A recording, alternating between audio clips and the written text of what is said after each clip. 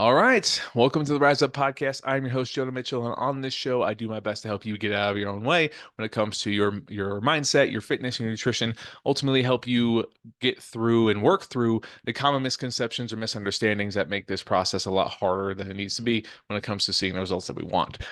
Super excited to talk about uh, today's topic. So first and foremost, I want to thank you so much for taking the time to listen to me today. If you find this helpful, would greatly appreciate if you if you would share this with at least one person who may also find it helpful, or just leave a review or ask a question on Spotify if you're listening there, so I can help answer more questions for you in the future. But without further ado, let's talk about all or nothing thinking and how we can push past it. And if you're not familiar with all or nothing thinking, or at least you're not fully aware, simply put, all or nothing thinking is we have an idea of how something is supposed to go, and if it doesn't go that way, we decide that there's no point in trying and doing anything at all. Um, One of my favorite sayings, I don't know if I've said it on the podcast in a while, but something small is better than nothing at all. And I say this because I work primarily with people who struggle with taking action, with moving the needle in the right direction consistently. They're very good. Most of us are very good at being consistent for a few weeks at a time, a few months at a time. But life tends to remove our motivation and tends to remind us a lot of what we don't control and what we struggle with finding balance of. And in those situations, oftentimes the idea of what we think we're supposed to do cannot be fulfilled or matched consistently. And then we are reminded of, oh, well, why does it even matter? Why should we even try? Not, if I can't do it this way, it's not going to be enough. So there's no point in doing anything. And I am this person. I've learned through, getting back into therapy.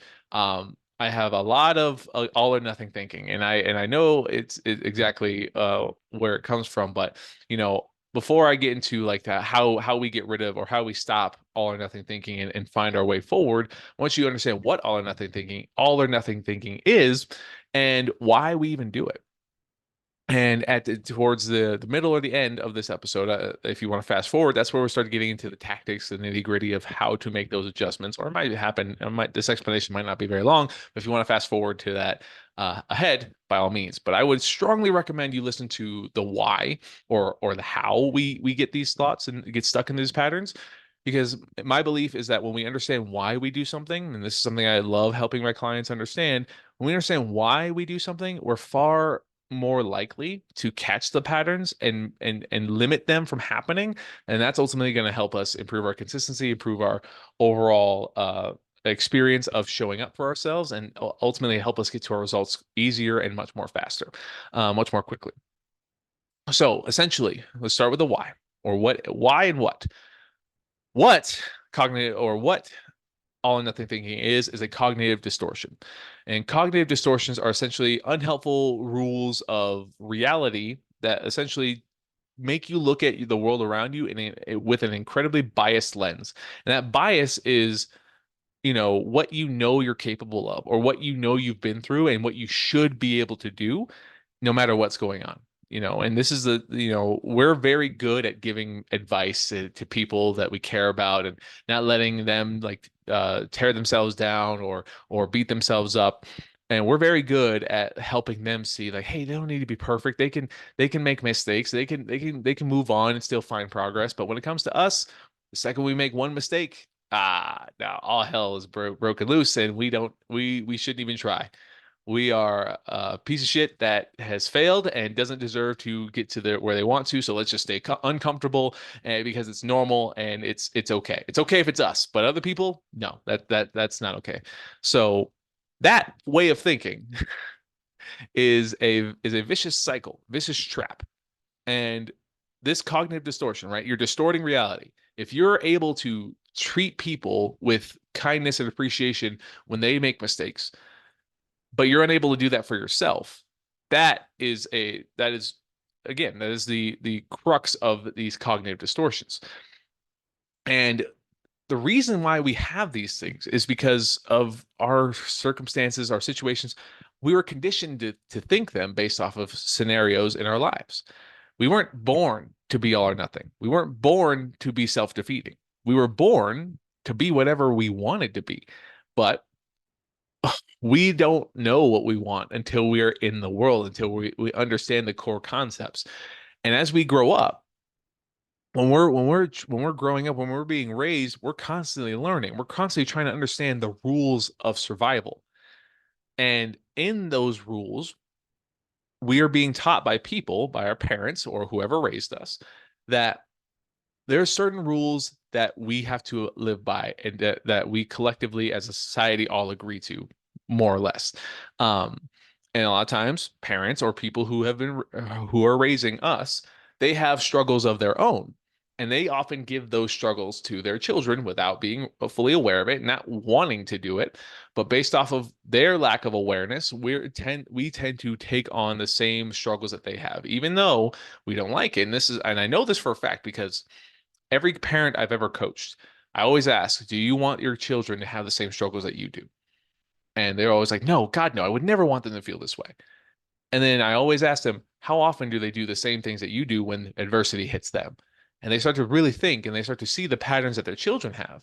And it's tough to really accept and understand, but it's not because they want it to happen, right? They think they're doing their best by like putting everyone first and taking care of everyone, but always putting themselves last. And this is another form of all or nothing thinking. It's like, oh, everyone else is going to be taken care of, and I'll be fine. I'll put myself on the back burner. That's not a helpful way of thinking. And the example that you're putting out is to your family is that put everyone else first, put yourself last. And that's where these when we practice and over again, this is where these cognitive distortions start to come into play. And this is all or nothing thinking. It's like, okay, to fix it, if we want to break this cycle and we want to, prioritize our health and feel better in our body, feel confident again, well, we have to take the things that we've been practicing where we put everyone else first and always put ourselves last. And now we want to make sure we do a complete 180. And while we're taking care of everyone, we want to eat right, we want to exercise as often as we have to, and we want to fit it into our schedule all perfectly nice and neat and orderly. It has to look that way. And if it doesn't, ah, why am I even trying? I'm just going to go back. This is too hard. I'm just going to go back to doing what I was doing because it's comfortable. It's what I learned how to survive. It's how I learned to survive when I was growing up. So I'm going to stay here because it's what I know. And that's why it's hard to break these habits it's why just because we know better doesn't mean we do better, right? Because our brain is going to do what it knows, what it's learned, what it's practiced. And when stress hits, it doesn't want to think. It wants to go back to doing what it knows. And this is the crux of all or nothing thinking, right? Where your brain has gotten used to practicing doing something in a way that is like, oh, it's super perfect or it looks exactly the way that you want it to. And if it doesn't, then it's used to saying, screw it. Let's just not do it. Let's not do anything at all. Unhelpful way of thinking. You wouldn't tell your children, you wouldn't tell your friends that's how they should that's how they should show their approach their life. You wouldn't let them do that. But when it comes to us, ourself, we let ourselves fall into that trap. So it's okay that it happens. It's okay that we get stuck in these patterns. It's not entirely you. It is not you. In fact, it is a survival version of you that you were given based off the circumstances and the environment that you were in. You were given that way of thinking. It's not actually you. It's a survival version of you. When we can catch that, we can look at it and say, great, I'm about to do the pattern that survival me used to do, which leads me to not do anything for myself at all. Am I willing to accept the consequences of doing what I usually do, or am I not? This is now where we get to start to transition and talk about how we work through this all or nothing aspect, this all or nothing thing. Because the only way we can disprove all or nothing or any cognitive distortion that's held us back is through action. We can't outthink these problems. Just thinking through them alone usually leads to more thinking and less action.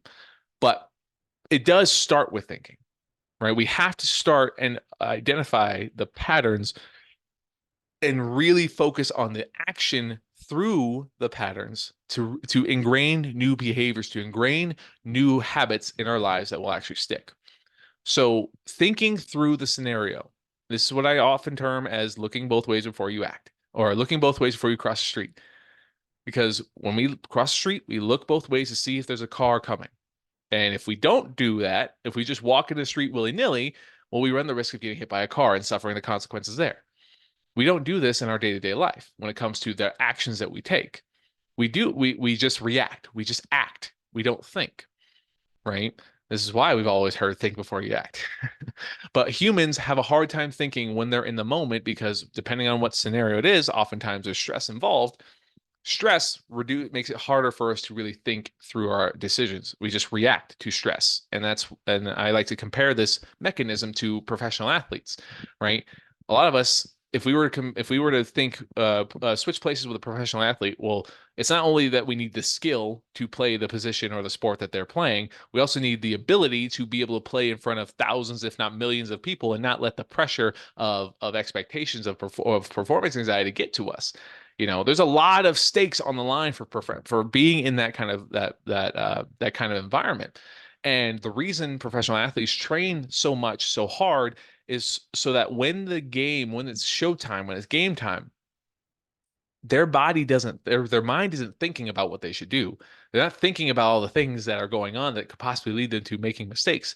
They're just doing. The stress is on, but their body knows what to do because of what they've practiced.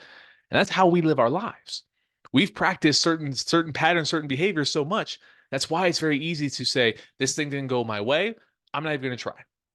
It's not good enough. It's not enough. It's not enough to see a change. It's not even going to do anything. So I shouldn't even make any progress moving forward. But that's not true. If we do nothing at all, we don't only stay stuck, but the problems that we're experiencing could get worse. Think about that. When have you ever truly stayed stuck when it comes to your health, your weight, or whatever? Well, I mean, yeah, there have been times where it's just like a certain number that you can't get past. Okay, that's valid. But like when you say screw it, when you say fuck it, right? And you stop trying altogether, do you really stay at the same number consistently? Or do you feel like you regress? Do you feel like you actually start gaining weight? Or has that happened to you before? Has it not? Whatever, right? But just think of the time. Essentially, I want you to think of your experiences with when you said, I'm not going to do anything at all. I don't have the bandwidth. And oftentimes, how much did it change? Did it change for the better? Did it change for the worse? And if it did change for the worse, maybe it's not on the scale, but how else did things change? Right? I like to ask my clients, how long did you prolong your experience being in this uncomfortable state by doing nothing at all? Because when we do nothing, we guarantee that we're not making any progress and actually making it take longer to get to where we want to go. But if we learn that something is better than nothing, something is going in the right direction, well, it shortens the time it takes for us to actually get to our goals. And now it may take you longer than you would like it to, but at least when you're actively doing something, something can get better. And when something gets better, consistency gets better. And when consistency gets better, the results start to happen a little bit quicker or a little bit more than you realize. But if we do nothing at all, the progress that you hope is a guarantee it won't happen. Right? And that's where we want to think through these actions and think through these situations, right? We want to think before we act. Am I willing to accept the consequences of doing nothing? Because what happens if I do nothing for the next 10 years? And it's hard to think about those things. We don't like to think about those things. We're already uncomfortable in the state that we're in. So you're asking me to think 10 years in the future if nothing changes at all? How's that going to make me feel? It's going to make me feel even worse. Well, damn right it is. And I want you to feel that discomfort because I want you to know that that's not something that you're willing to tolerate anymore. You're not. And the only way forward, the only way to avoid letting the next 5-10 years go by where you experience that discomfort is acknowledging, I am not willing. I'm not willing to feel this way for that long. I'm not willing. I'm tired of feeling that way. So the only way forward is to then, okay, I'm thinking through my action. Doing nothing leads me to possibly living the next 5 to 10 years, or maybe even the rest of my life in this discomfort. You can make it bearable. That's what humans do. We make a terrible situation bearable. That's why we're the most adaptable creatures on the planet. We can get used to it. We can accept it. Doesn't mean we're going to be happy about it. And everyone loses if we're not being ourselves in those situations. So when we say, okay, I'm no longer willing to do it, all right, and we learn to accept that something can eventually become better, something will get me to where I want to go. Now this is where we challenge that way of thinking of it. It has to be perfect. It has to be, a super intense workout 4 times a week. Or it has to be, extreme calorie deficit, extreme diet to see progress. It's like, okay, cool. When we did those things and we created results from them in the past, did they last? Did they last? Ask ourselves the question. If they didn't, why didn't they? Why didn't they? Right now, we're thinking through all of the actions. We're thinking before we're acting. We are looking both ways before we cross the street. We're just identifying all the pitfalls before we even get there. And that's the point. Thinking through the action and asking ourselves the question, what happens if I don't do anything? What happens when I had the results doing all the things I thought I was supposed to do? And why didn't it last if I'm still stuck or if I'm back in the same place where I started? Why didn't it last? And then we start to see, oh, there's a lot going on. There's a lot of stuff that I couldn't control. Kids are going through stuff, marital issues, moving, all these things. It's cool. A lot of the times we list things that we didn't control, we couldn't control. And then because we focused our energy there, we started losing control in a lot of other areas. And it started to stack and spiral. Before we realized that we were in a place that we didn't recognize ourselves or we were unhappy with. So now let's acknowledge, okay, there's always going to be things that you can't control. There's always going to be those things. There's going to be moving, there's going to be loss, there's going to be heartache, there's going to be things that you will not want in your life, but they're going to be there. And if they're the main reason why you couldn't stick with the old thing that you thought you have to do to see results, then we need to either prepare for those things. If we have to either prepare for those things much better with much more acknowledgement of like, hey, if something happens, I'm not inherently a failure. I just need to do my best to get back on the ship, right the ship as quickly as possible. This is the acceptance process of like, okay, it happened, it sucked, move on, get back to my routine, right?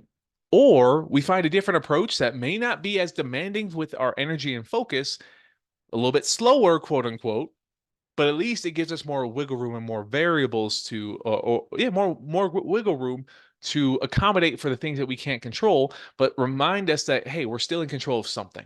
We're still moving in the right direction. And the way we do this is we adjust expectations. Adjusting expectations. So we first think of all the things. We think of what we're willing and no longer willing to tolerate. Then we acknowledge what made us fall off the path before, and we see what areas or we classify what are the areas that we could or could not control. And based off what we were doing, does it make sense to do the same thing that we did last time when it could have been a restrictive diet or a super strict workout schedule? Does it make sense to keep doing those things? If it does, by all means do it. But if it doesn't make sense, if it's going to perpetuate the same struggles that you've experienced in the past of I have to diet right, I have to work out right, I have to do everything right to see results. If you think you have to do that, right? You're setting an expectation that may not be achievable right now. If you're a parent, if you have a strict job or if you have a difficult job, if you're going through life hardships, your expectation might not be actually achievable right now. You just might not have the bandwidth because unfortunately, we're not superheroes. We have a certain bandwidth, we have a certain amount of energy that we can provide in certain scenarios. And if we exceed that energy, our brain's going to find a way to compensate. It's going to say, this doesn't matter as much, this doesn't matter as much. And usually, all or nothing thinkers, we put ourselves on the back burner and say, our goals aren't as important as everything else we have going on, so we're not going to do anything at all because we only have a certain amount of bandwidth. So let's stop perpetuating the all or nothing thinking. Let's stop perpetuating the all or nothing cycles and see and look at our expectations. Maybe your expectations are just unreasonable right now based off what you have in your life. So let's just adjust expectations. Instead of expecting to hit a certain workout routine, a certain calorie deficit or super restrictive diet, let's start with one or two things. One or two things. I've talked about this a little. I feel like a lot of my podcast episodes recently have been building on top of one each other. So I hope if you're keeping along, you're making the connections. If you're not, I hope you're still you're still pulling out little knickknacks of information and knowledge to help you progress you forward. But this is kind of what I have to do with when I'm talking to clients on a weekly basis. I have to say the same thing over and over again because their life will tell them and remind them that going back to the all or nothing thinking, it makes the most sense because they can't fulfill the expectation that they have. So we have to disprove that way of thinking. We have to say it may not go the way that I think it's supposed to, but if I'm doing something rather than nothing, at least I'm getting better or I'm getting closer. And my best right now, my best being one or two things, can get better. So those one or two things are something that we want to make sure that if all else fails, you can at least do something in a day that says, I accomplished that. I checked off that box. It's something. And the most difficult part about getting out of this all or nothing mindset is accepting that it can be good enough for right now. So many times I hear people who struggle with all or nothing thinking, that's not gonna do anything because they want an immediate return. They want an instant thing that says, you did this, so here's your result. Here's your reward. Well done. But unfortunately, our body is not a very instantly gratifying thing outside of what we provide it, what we feed it. Like that's our instant gratification. But if we want to see improvements on the scale, on our body, how we want to feel, that's a delayed gratification. That's a delayed gratification process. And if we don't learn to accept that, right? Actually, before I go down this rabbit hole, everyone's going to have a different process in this journey. Some people are going to see results quicker, some people are not. But if you just accept that the process is the process, and you'll see results as you're supposed to, you're going to remove a lot of these struggles that you have, especially with the all or nothing. We're adjusting the expectations to better align with the circumstances that you're in, based off of what we can and can't control, based off of understanding like, hey, you may not get an immediate reward of your efforts, but at least you're doing something. You're at least going in the right direction. You're at least taking some sort of action to disprove that you don't need to do everything perfectly. You don't need to do everything that you think you're supposed to. And even another thing when it comes to all or nothing thinking, even if you did do everything that you think you're supposed to do, guess what? You're probably still not going to see the results at the way that you think you will, because our body changes as we get older. Our body goes through different things. It may have reacted in a more positive way when you did it the first couple times, but now your body may have more stressors that it's dealing with, right? It may have gone through different difficulties, so it may not react the way that you hope it does, even if you do everything that you want to do perfectly. So now you're running the risk of you're expecting to see a result that your body may not be willing to even give you right now. So why would we put all of our chips, like our all or nothing stuff, on the hope that our body does what we think it will do, when we can only influence what our body does? We can't control it. Our body does what we tell it to do over time. But after years of struggling with our health, with the scale, it's not going to go away in a few weeks or a few months, especially if we have this way of thinking. So essentially, I hope this is still making sense. And essentially, I want you to know, or I want to start to summarize here and give you the exact steps, because I'm giving so much context. I'm giving so many different variables, because working through these mental struggles, there's a lot of things that pop up. It's not just eat right, move more, or eat less, move more. It is navigate the ins and outs, the never ending mental and emotional cycle that goes on in our head when we're in the act of trying to eat less and move more. There's a lot of beliefs, there's a lot of expectations that may not go the way that we hope they would. And when this happens, this starts to trigger that all or nothing tendencies. And if we're not prepared for all these scenarios, we don't understand that, hey, this may not go the way that I think it's supposed to, but that's okay, because I'm still trying, I'm still doing something, I'm still going in the right direction. Your life is going to remind you, you tried your best, but you should stop, because you still failed. You still didn't hit your goal. And that, again, it's such a mental and emotional fatigue on us. So now I want to just recap, all right, and give you just the step-by-step process so that this kind of all comes together in a little neat little bow. So first things first, if you struggle with all or nothing thinking, or really any cognitive distortion, any form of unhelpful thinking that has made this process harder than it needs to be, there's a lot of them, but I'm just focusing on this one because this is what a big part of what people have a hard time getting over. The first thing is learning to identify the pattern, right? Identify what have you struggled with in the past? Why hasn't it worked out in the past? And is your approach actually going to help you, or is it going to make your life more difficult?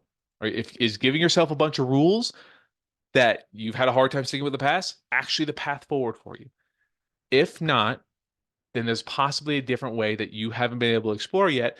And it's going to take practice to accept that. So, first one, identify the patterns, identify what you've been through, and does it actually make sense to keep giving yourself the same old standards, or does it make sense to adjust your focus, right?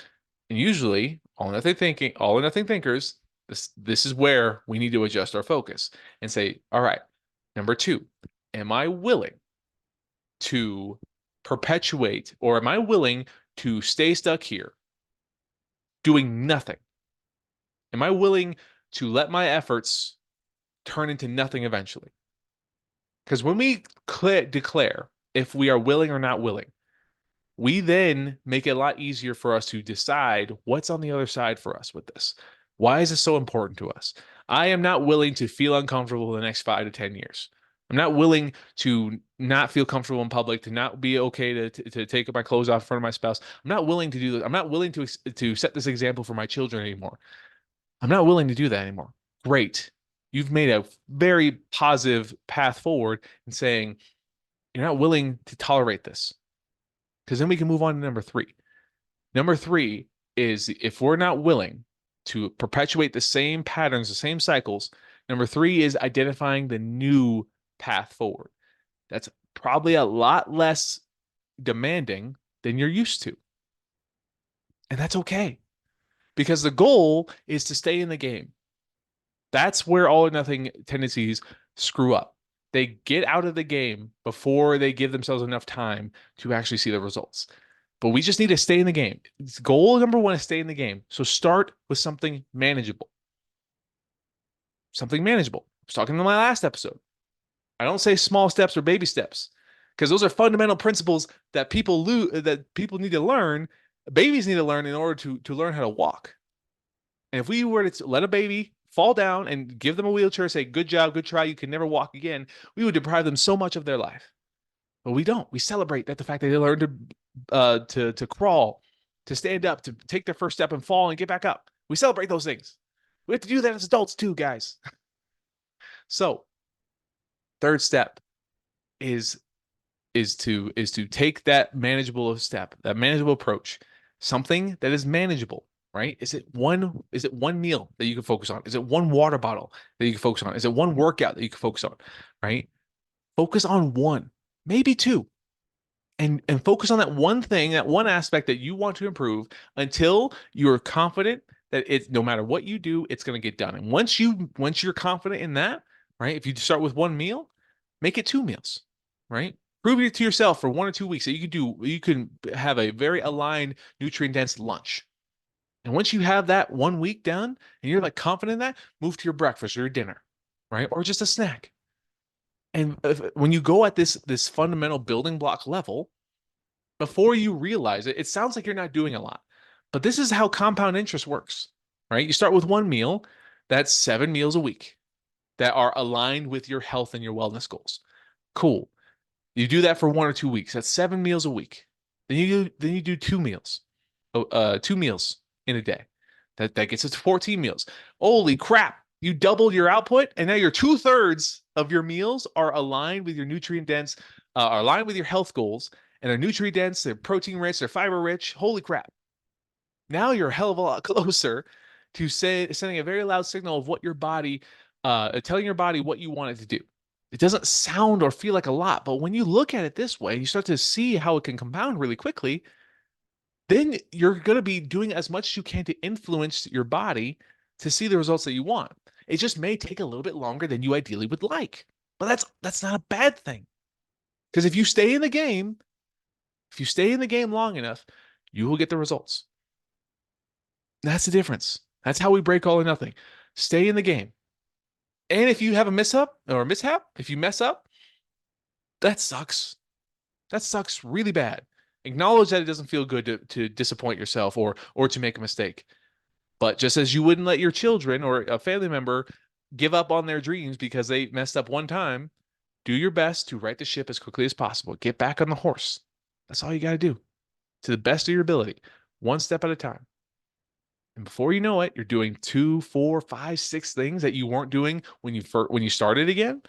And you did all those things at one time, but it was hard to sustain because you're trying to do them all at once. But when you insert them one step at a time, they solidify. The foundation grows stronger. And when life tries to blow blow your house down like three little pigs, you have built the house of bricks instead of the house of straw or hay. So I hope that made sense. And if you found this helpful, like I said, as always, please share this with at least one person if you think they'll find this helpful. Or leave a review for the show. I always appreciate those things as well. It's something I genuinely get to do, and even if I never speak to you directly, it's something I genuinely enjoy. I get to do, and even if I never speak to you directly, I'm always happy to help you make even the smallest step forward. So, thank you so much for spending your time with me, and I will see you on the next one.